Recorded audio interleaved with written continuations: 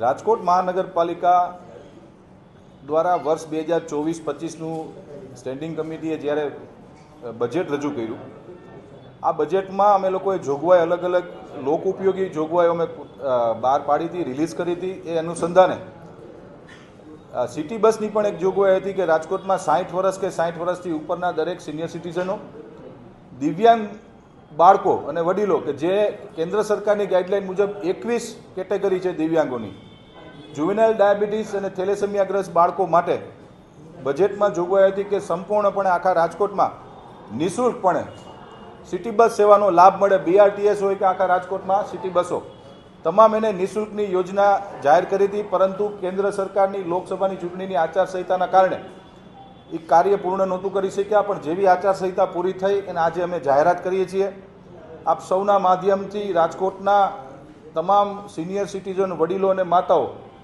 અને 21 જે કેન્દ્ર સરકારે જે રિલીઝ કરેલી ગાઈડલાઈન મુજબ દિવ્યાંગોની જે કેટેગરી છે, થેલેસેમિયાગ્રસ્ત બાળકો અને જુવેનાઇલ ડાયાબિટીસવાળા પેશન્ટોને આજથી રાજકોટ મહાનગરપાલિકાના ભારતીય જનતા પાર્ટીના શાસકોએ આજે જાહેરાત કરીએ છીએ અમે સૌ કે સંપૂર્ણપણે નિઃશુલ્ક રહેશે.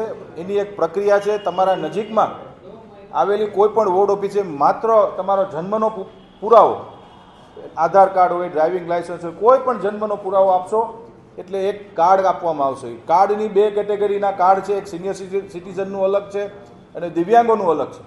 2 કેટેગરીના કાર્ડ છે. તરત જ ત્યાંથી તમને કાર્ડ એલોટ કરવામાં આવશે. એ કાર્ડ ફરજિયાત આપણી પાસે રાખવું જરૂરી છે. એનાથી મુસાફરીમાં નિઃશુલ્ક રાજકોટમાં ચાહે BRTS હોય કે રાજકોટની સમગ્ર આખા રાજકોટની કોઈ પણ સિટી બસ હોય, ફ્રી ઓફ કોસ્ટથી જાહેરાત કરીએ છીએ.